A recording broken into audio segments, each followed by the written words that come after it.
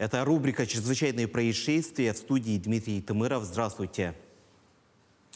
Прокуратура Тампонского района провела проверку соблюдения требований законодательства о ценообразовании. Установлено, что в 4 магазинах поселка Хандага имеются место факты завышения предельно торговых надбавок на такие социально значимые продовольственные товары первой необходимости, как масло растительное, молоко, макаронные изделия, овощи и фрукты. В целях устранения выявленных нарушений прокуратура внесла в адрес владельцев магазинов представления. По инициативе прокуратуры они также привлечены к административной ответственности.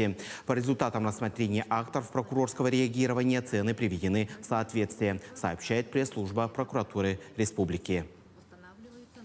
Следователи и прокуратура начали проверку обстоятельств возгорания школьного автобуса в пригороде Якутска минувшим днем. Напомним, 6 апреля в школьном автобусе, который доставлял детей в село Пригородный, к началу второй смены в школе произошло возгорание. Сообщается, что 16 детей и 2 сопровождающих взрослых были эвакуированы. Пострадавших нет. Возгорание было локализовано. По данному факту исполняющий обязанности руководителя Следственного комитета Следственного управления России по Республике Саха-Якутия Николай Алексеев назначил проведение процессуальной проверки. Следователи установят причины возгорания, проведут работу по установлению иных обстоятельств случившегося, а также дадут правовую оценку действиям либо бездействию должностных лиц, в обязанности которых входит контроль за техническим состоянием транспортных средств, занимающихся перевозкой несовершеннолетних, говорится в релизе Следственного комитета. Также следователи проверят МУП-ЯПАК, где автобус состоит на балансе. В Алданском районе прокуратура направила в суд уголовное дело о присвоении в особо крупном размере денежных средств семьи, переданных ею на строительство частного дома. Так, прокуратура района утвердила обвинительное заключение по уголовному делу в отношении жителя города Якутска. Он обвиняется в совершении преступления, предусмотренного статьей Уголовного кодекса «Присвоение, то есть хищение чужого имущества, веренного виновному, совершенное в особо крупном размере». По версии следствия, обвиняемый, являясь директором и единственным учредителем общества, основной деятельностью которого являлось строительство жилых и нежилых зданий, заключил с потерпевшей договор подряда на строительство частного двухэтажного жилого дома. Денежные средства на строительство дома, оплаченные семьей в сумме 1 миллион 155 тысяч рублей из средств социальной выплаты, полученной ею в рамках подпрограммы обеспечения жильем молодых семей. Второй взнос в сумме 454 тысячи рублей оплачен за счет средств материнского семейного капитала.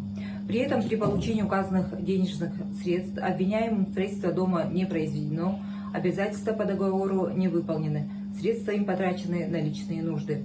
После утверждения обвинительного заключения уголовное дело направлено прокурором в суд для рассмотрения по существу.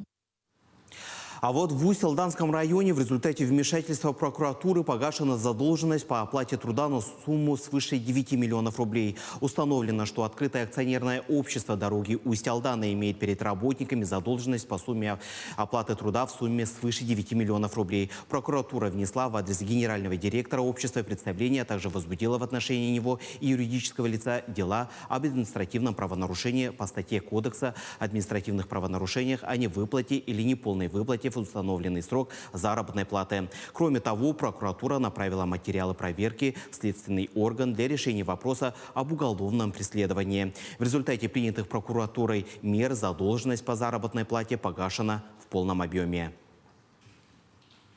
Неустановленная крупногабаритная машина минувшим днем оборвала магистральную линию связи Ростелекома на участке от Нижнего Бестеха до села Май в Мегино-Канкаласском улусе, сообщает пресс-служба провайдера.